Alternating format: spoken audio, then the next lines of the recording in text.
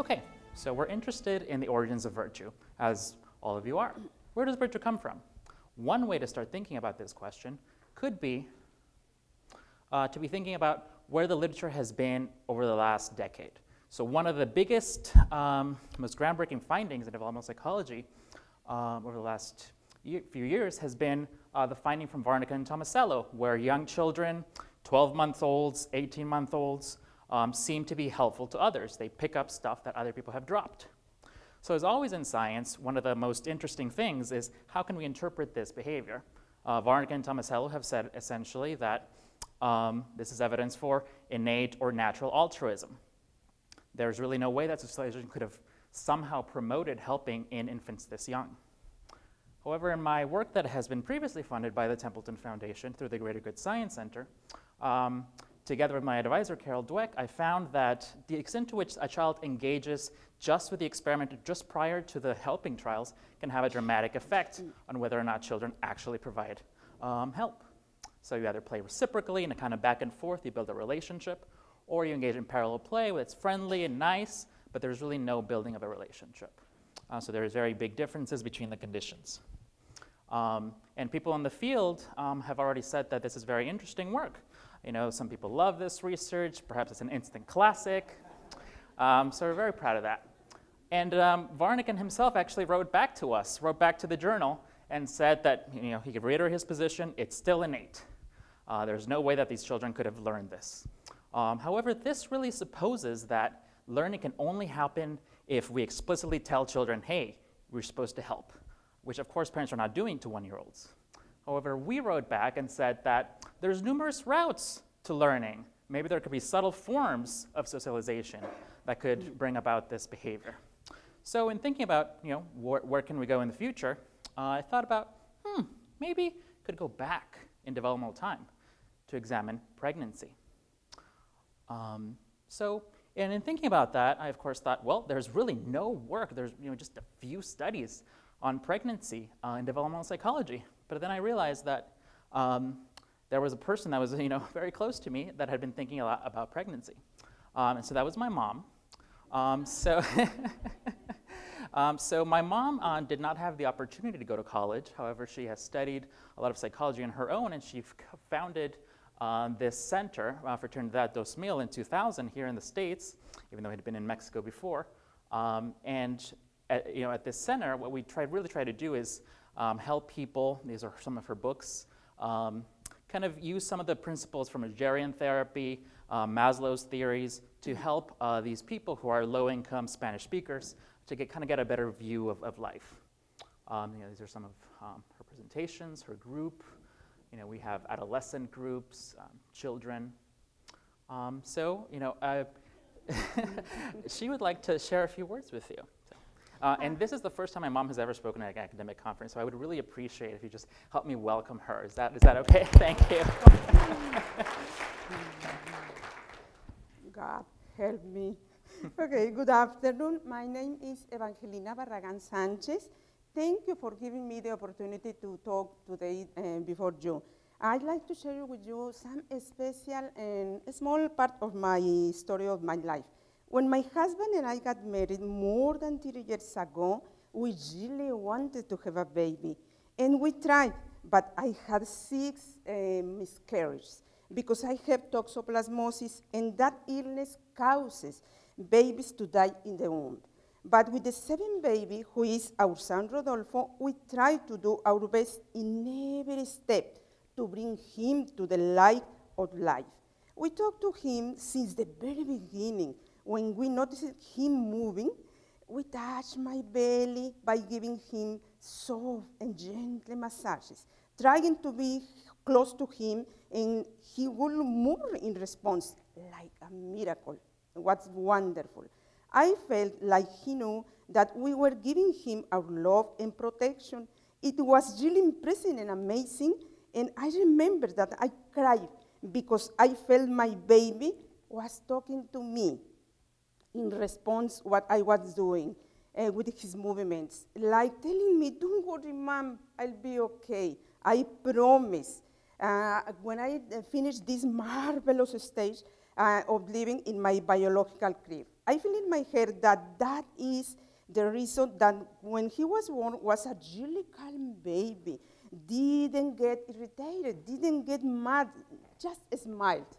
For that reason, I feel very confident about if every mom gives soft and gentle massages to his or her baby since the very beginning of the gestation, the baby will be receiving love, care, and appreciation since early stage of his or her life.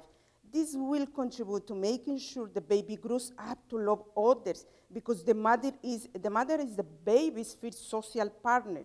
The baby learns to be responsive and caring toward others from his or her mother.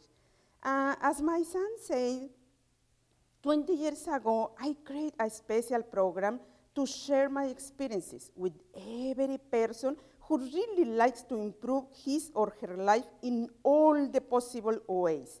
To support my teachings, I wrote several books, but one of them is very special to me. Its name is La vida es un milagro. Life is a miracle, it's a wonder. In March 2000, I founded a school, and I have been sharing with a lot of people, especially with mothers, the way how I got to teach my son how to have healthy relationship with others, starting since the very beginning during the process of gestation. I tell my students, if you are pregnant, don't hesitate to give gentle, loving massages to your baby. You will see how wonderful it is. It's a marvelous experience. By building a positive relationship, mothers may be able to help their babies. This could be a good way to help heal our society. Thank you very much. Thank you, Mom. Thank you. Okay, so that's me. So maybe I was kind of a happy baby, it looks like. So here's the kind of anecdotally what my mom has been talking about. So for example, here's a mom who actually almost aborted her child. However, my mom thought, oh, maybe let's try to convince her to do otherwise because she actually kind of wanted to have a child, but really thought her situation was too stressful. So anyhow, so the baby was, they kept the pregnancy going, and they started this massage, and now the child seems to be doing okay. So perhaps it's possible that indeed this may work. Now let's think about that. Why would it work?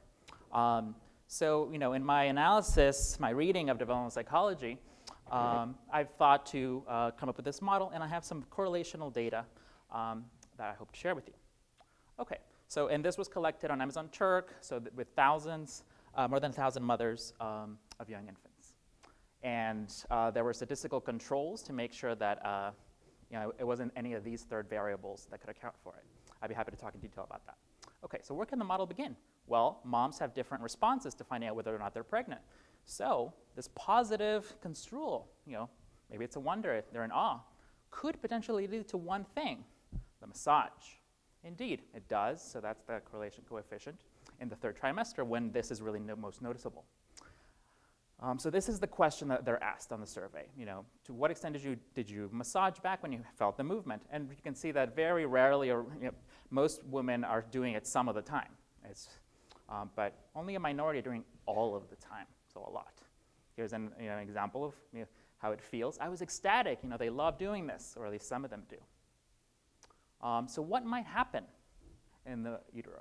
Turns out that there's a few studies that suggest that if you play a sound, the baby, for example, starts touching their own face. So maybe there's outside stimulation, and the baby starts self-exploration. That's important because that could be facilitating or encouraging the development of neural structures in those precise regions that are necessary for facial movement. And that comes into our first dependent variable, neonatal imitation. So for almost 40 years ago, there was this amazing study that showed that basically, as young as 42 minutes of age, babies seem to imitate a model. Why do they do that? Potentially, it's because they've had experience with their own body. So they're touching themselves, and then they see another model, and they recognize, that's a face. I have one of those too. And then they show the behavior. At least that's one of the explanations. Okay, so maybe we could get a link. So that link has been reported. So these are maternal reports of the link between massage and imitation. So perhaps it also has a role to play in emotional abilities.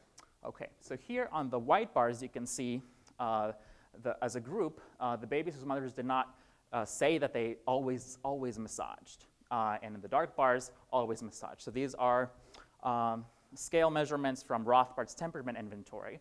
So you can see that basically the children that, the babies that were massaged during their first year, they seem to be having a better emotional experience. They're smiling more, they seem to be calming down from stress more, they just seem happy. You know, they're being tossed up and down, and they're okay with that. And you can see the effect sizes are pretty good. Okay, so then there might also be a link. You know, if the child has better empathy, has more emotional regulation, perhaps they can also engage reciprocally with adults. So for example, you know, this is the MacArthur-Bates, one of the questions in the MacArthur-Bates inventory that we asked. It looks like the moms who had babies and they always massage, you know, the baby points out at something, you know, it's like, hey, there's something going on here, I'm trying to communicate with you. They want to be picked up, they want to be engaging in social actions.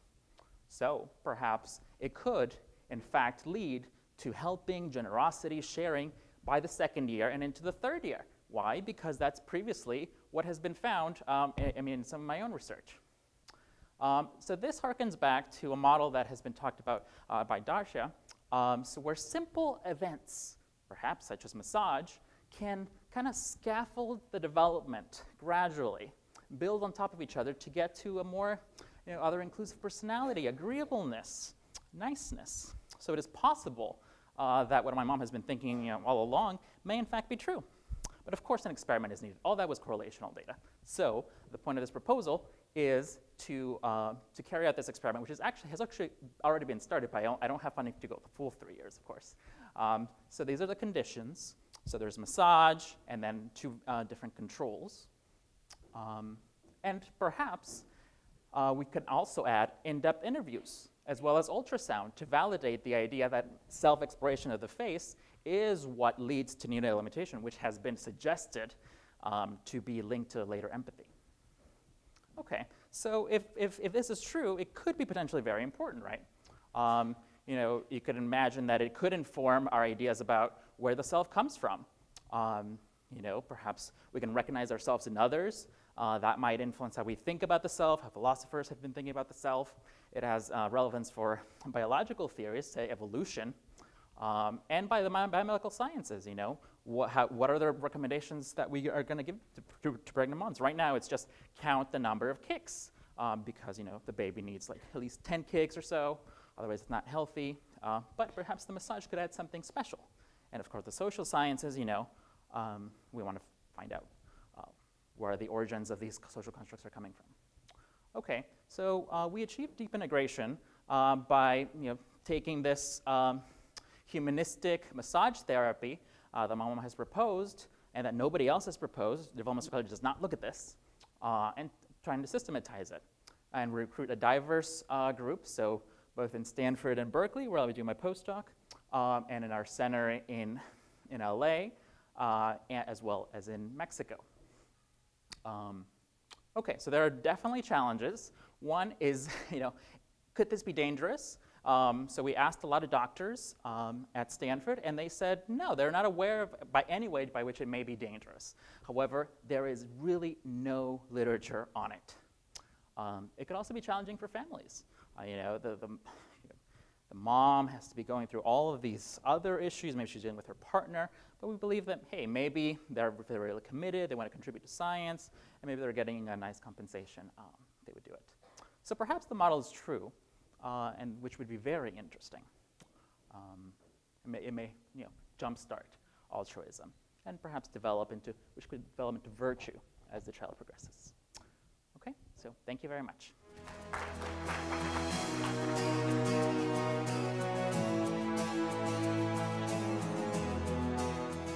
Thanks. This was fun.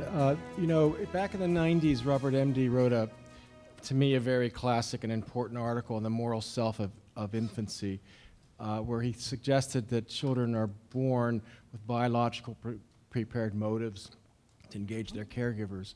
Are you suggesting that infants who are subjected to fetal massage or responsive massage will come born better prepared to exhibit or enact these motives, or I see you're nodding your head yes, the answer is yes to that, or is it, does the intervention affect the fetus, the child who is born, or the mother who engages these behaviors?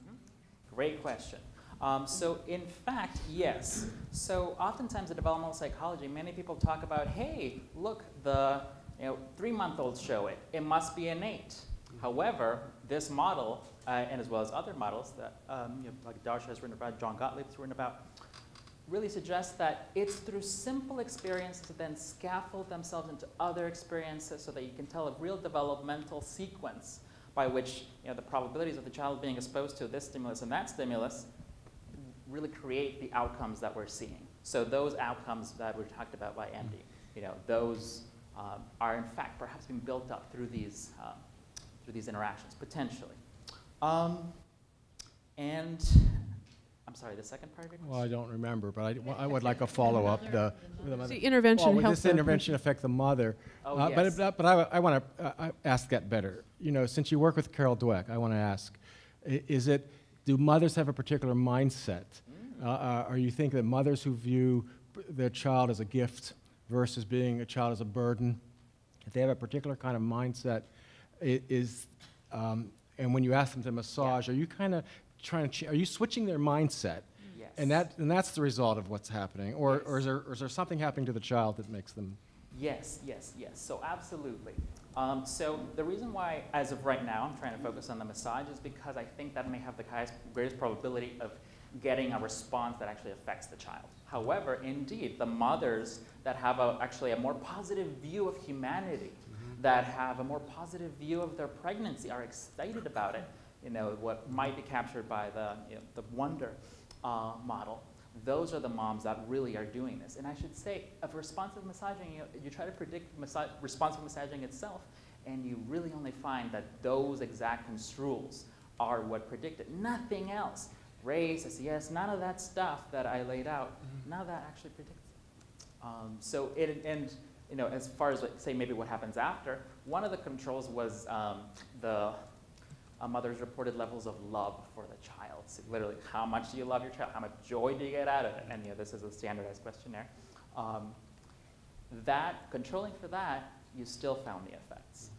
So, but perhaps that's not a bad questionnaire. It might be interesting to look at other questionnaires that get at maybe slightly more nuanced than love. Thank you. Doug. It's very intriguing and interesting to think about, certainly. I'm just a bit concerned about the method here, because it seems you need to give that a lot of careful thought.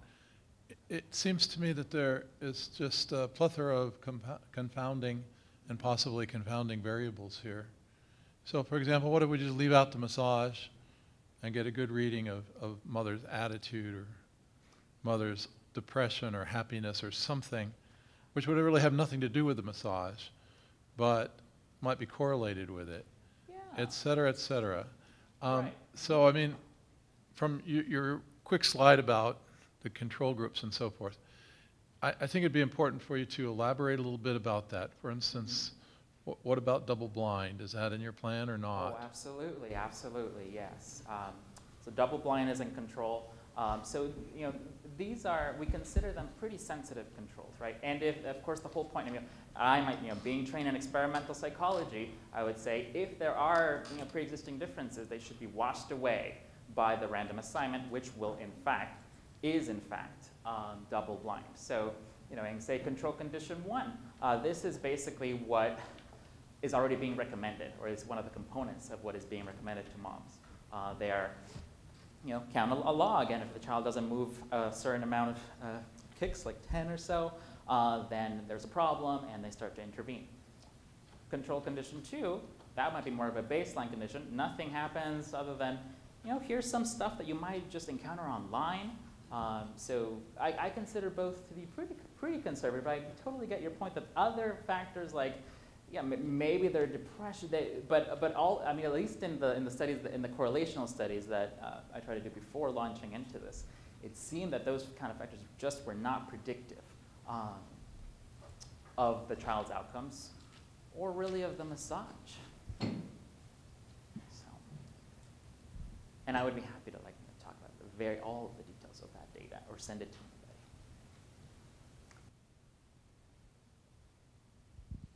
Charlie?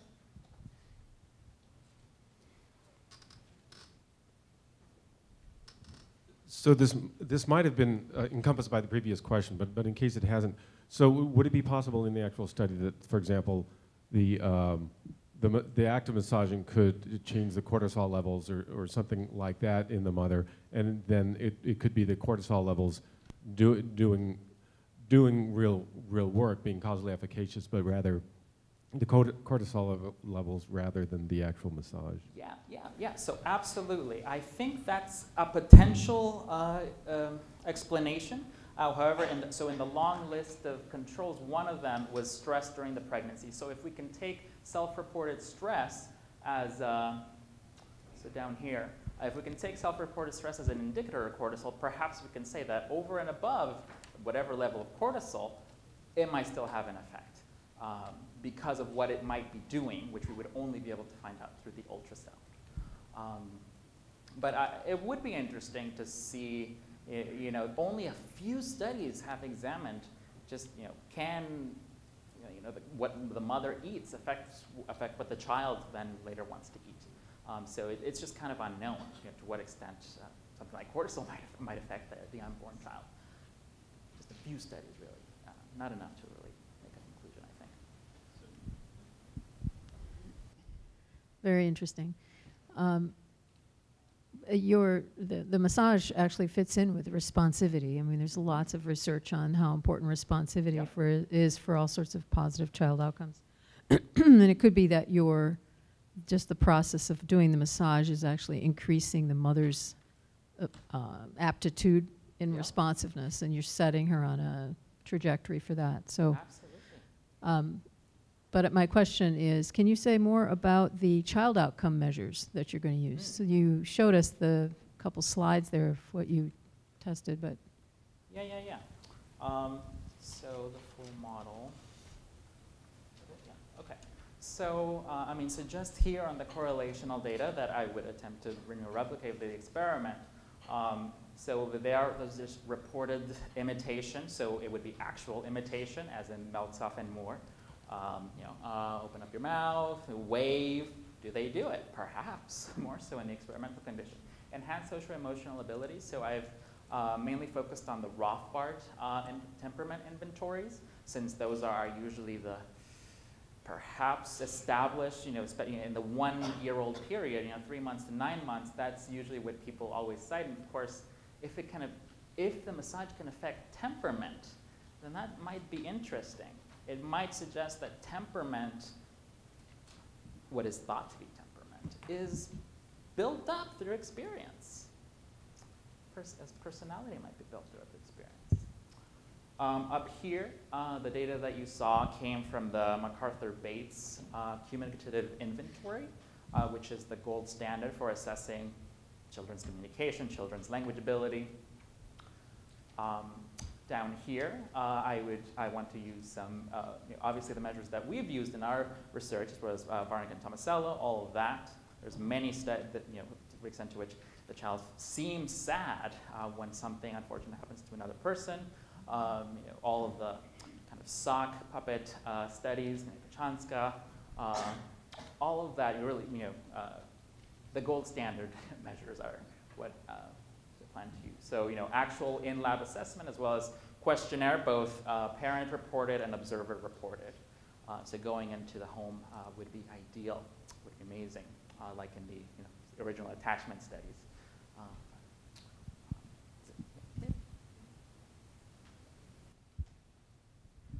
Daniel?